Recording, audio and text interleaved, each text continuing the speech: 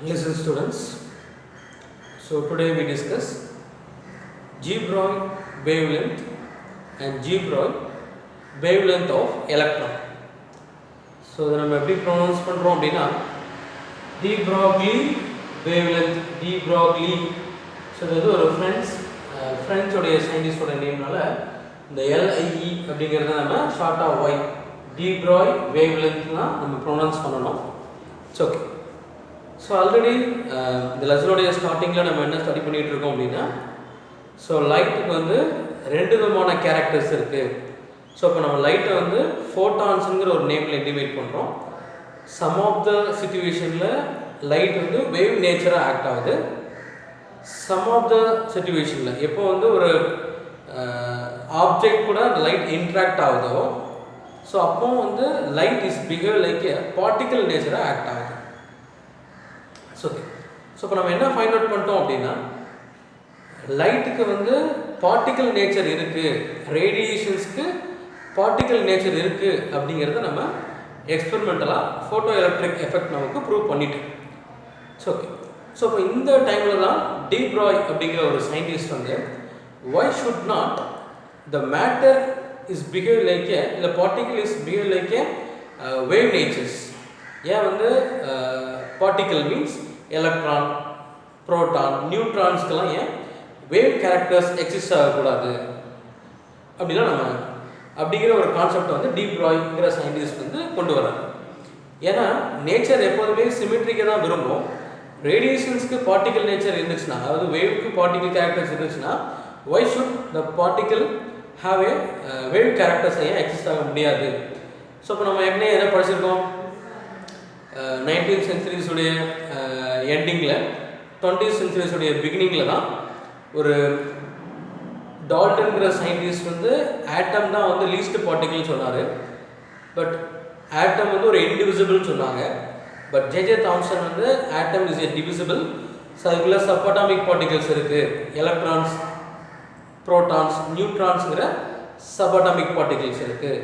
So அதுக்கப்புறமா வந்து Rutherford வந்து சென்டர் ஆஃப் த ஆட்டம்ல நியூக்ளியஸும் ஸோ எலக்ட்ரான்ஸ் அப்படி சுற்றி வர மாதிரி இமேஜினேட் பண்ணாங்க. இந்த மாதிரி ஸ்பைரல் மோஷனில் மூவ் ஆகிற மாதிரி இமேஜினேட் பண்ணுறாங்க. இது ஒரு ஃபெயிலியர் தேரி. ஸோ ஏன்னா இந்த மாதிரி ஸ்பைரல் மோஷனில் மூவ் ஆகும்போது they emit radiations, அப்போ they lost energy.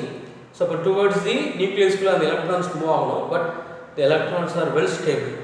ஸோ இப்போ அதுக்கான காரணம் என்ன அப்படிங்கிறத நீல்ஸ் போர்ங்கிற சயின்டிஸ்ட் வந்து எக்ஸ்பிளைன் பண்ணுறாங்க. ஸோ இப்போ எலக்ட்ரான்ஸ் ஆர் ரிவால்வ்ஸ் அரவுண்ட் இன் ஏ சர்க்குலர் ஆர்பிட்.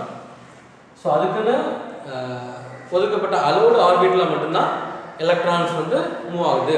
அப்படி மூவ் ஆன எலக்ட்ரானுக்கு வந்து த ஆங்குலர் மொமெண்டம் இஸ் குவான்டைஸ்ட் அப்படிங்கிறதும் சொல்கிறாங்க. இது எல்லாமே நம்ம 9th யூனிட்டில் டீட்டெயில்டாக படிக்க போகிறோம். இப்போ இந்த கான்செப்ட் வந்துடும். ஸோ இப்போ டி ப்ராய் என்ன சொல்கிறாருன்னா இந்த பேசிஸை வச்சு Y should not the electrons is behave like A particle nature, Y should not the electron is behave like a wave characters, ஏன் வேவ் கேரக்டர் வந்து எக்ஸிபிட் ஆகக்கூடாதா அப்படிங்கிற ஒரு ஹைப்போதெட்டிக்கல் கொஸ்டினை வந்து அரைஸ் பண்ணுறாங்க. ஸோ அதை அரைஸ் பண்ணிவிட்டு தியரிட்டிக்கலாக டிஸ்கஸ் பண்ணுறாங்க. ஸோ ஆல்ரெடி நமக்கு என்ன தெரியும் அப்படின்னா ஐன்ஸ்டீனுடைய ரிலேட்டிவிட்டி தியரி படி எனர்ஜிக்கான equation is equal to p square c square plus m naught square c power 4. So already we know that photons have zero mass. ஸோ இப்போ இந்த டேர்ம் நமக்கு கேன்சல் ஆயிரும். ஸோ இப்போ energy is equal to p square times of c square. So to find the momentum, so p square is equal to e square divided by c square. So already we know the formula. What is E? Frequency. Energy is equal to h times of nu. C is equal to lambda times of nu. So nu get cancel. So h square lambda square nu square cancel ஆயிரும். So p square is equal to h square divided by lambda square. The square root on both sides. So we get p is equal to h divided by lambda. So lambda is equal to h divided by p. So finally நம்ம என்ன analyse பண்றோம் அப்படின்னா ஒரு particle have some momentum. They should wave characters also. So so இப்போ எந்த ஒரு ஆப்ஜெக்டும் இப்போ நான் ஒரு பாலை தூக்கி எறிதேன் அப்படின்னா ஸோ அந்த பால் வந்து ஸ்ட்ரெயிட் லைனாக மூவ் ஆகலை. ஸோ வேவ் நேச்சராக தான் எக்ஸிஸ்ட் ஆகுது அப்படிங்கிறது டி ப்ராயோடைய கான்செப்ட். ஸோ இப்போ lambda is equal to h divided by p அப்படிங்கிற ஒரு ஈக்குவேஷன் கிடச்சிருக்கு. ஸோ இப்போ எல்லா மெட்டீரியலுக்கும், எல்லா ஆப்ஜெக்ட்டுக்கும், எல்லா பார்ட்டிகளுக்கும் வேவ் கேரக்டர்ஸ் எக்ஸிஸ்ட் ஆகும் அப்படிங்கிறது டி ப்ராயோடைய கான்செப்ட். பட் நம்மளால் அதை எக்ஸ்பீரியன்ஸ் ஏன் பண்ண முடியல அப்படின்னா ஸோ அதோடைய wavelength is very very very very very very small. For example இப்போ ஒரு கார் மூவ் ஆகுதுன்னு வச்சுக்கோங்க. ஸோ இப்போ காரோடைய மாஸ் இஸ் வெரி ஹியூஜ். அப்போ அதோடைய momentum is also very high. So இப்போ மொமெண்டம் அதிகமாக இருந்தால் wavelength is very very very very very very small. ஏன்னா lambda is inversely proportional to momentum. Momentum increase ஆனால் wavelength is very small. அப்போ அந்த wave லென்த்தை நம்மளால் observe பண்ண முடியல. அப்போ டி ப்ராய் என்ன அனலைஸ் பண்ணாருன்னா எந்த பார்ட்டிக்கிள் வந்து லீஸ்ட் மாஸ் இருக்கோ அதுக்கு கண்டிப்பாக நம்மளால் வேவ் கேரக்டர்ஸை எக்ஸ்பீரியன்ஸ் பண்ண முடியும், எக்ஸ்பெரிமெண்டலாக கூட மேபி எக்ஸ்பீரியன்ஸ் பண்ண முடியும் அப்படிங்கிறத அவர் வந்து தியரிட்டிக்கலாக ஃபஸ்ட்டு அனலைஸ் பண்ணார். ஸோ அப்போ அந்த டைமில் so electron is the least particle. So உடைய mass m is equal to 9.1 into 10 to the power minus 31 kg. So for example, so electrons வந்து ஒரு potential difference apply பண்றோம். So நம்ம கொடுத்த potential differenceனால the electrons are accelerated. So to find the kinetic energy of the electron, so half mv square is equal to E times of v. So already நம்ம இந்த ஃபார்முலாவை stopping potential படிக்கும்போதே பார்த்தோம் இல்லையா. So எலக்ட்ரான்ஸ்க்கு நம்ம என்ன பொட்டன்ஷியல் கொடுக்குமோ அதுக்கேற்ற ஸோ இப்போ இந்த எலக்ட்ரான்ஸ்க்கு நம்ம என்ன பொட்டன்ஷியல் கொடுக்குமோ ஸோ அதுக்கு equal amount of kinetic energy இருக்கும் இல்லையா. ஸோ இப்போ அதில் we find the velocity of the electron. So 2ev divided by m. So இப்போ v is equal to root of 2ev divided by m.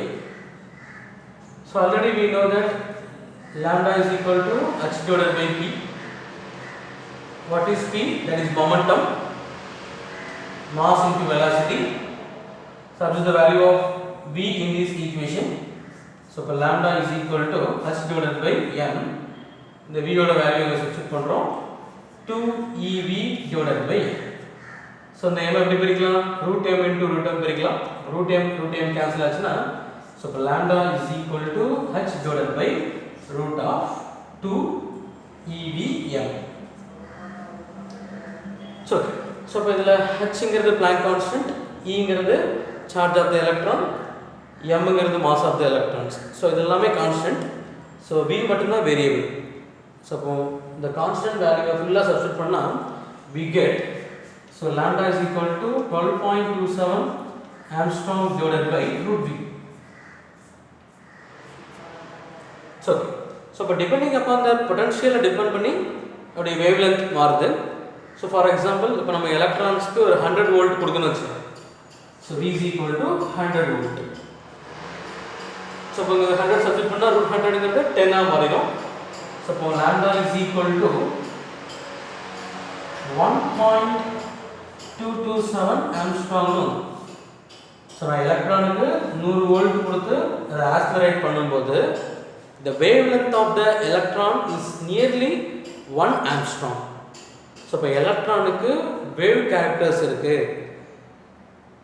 But அதோடைய wavelength is very very very small. So அதனால் நம்ம human பீயிங்ஸ்னால அதை observe பண்ண முடியல, but எக்ஸ்பெரிமெண்டலாக நம்மளால் observe பண்ண முடியும். ஸோ இப்போ ஹியூஜ் பார்ட்டிகளுக்கு ஒரு கார் மூவ் ஆச்சுனாலும் இல்லை ஒரு பாலை தூக்கி எறிஞ்சாலும் அதுவும் வேவ் கேரக்டர்ஸில் எக்ஸிஸ்ட் ஆகும். பட் அதோடைய மொமெண்டம் அதிகமாக இருக்கிறதுனால அதோடைய wavelength is very very very small. So அதை நம்ம எக்ஸ்பெரிமெண்டெல்லாம் அப்சர்வ் பண்ணுறது இஸ் வெரி ஸ்மால் பிகாஸ் ஹச்சோட வேல்யூங்கிறது 6.626 into 10 to the power minus 34. So இப்போ lambda is very very very very minimum வேல்யூவாக இருக்கும். ஸோ நம்மளால் அதை ஹியூமன் பீயிங்ஸ் எல்லாம் அப்சர்வ் பண்ண முடியாது. ஸோ இப்போ டி ப்ராய் என்ன ஃபைனல் ரிசல்ட் கொடுக்காருன்னா the radiation is behave like a particle nature exists ஆச்சுன்னா why should not? The particle is also exhibit in wave characters. So இப்போ electrons, neutrons, protons இதெல்லாம் கண்டிப்பா wave characters இருக்கும் அப்படிங்கறத D ப்ராய் வந்து தியரிட்டிக்கலா explain பண்றாரு. So okay, is also very important. 3 mark questions. Some of the times 5 mark questions ல வரலாம். Thank you.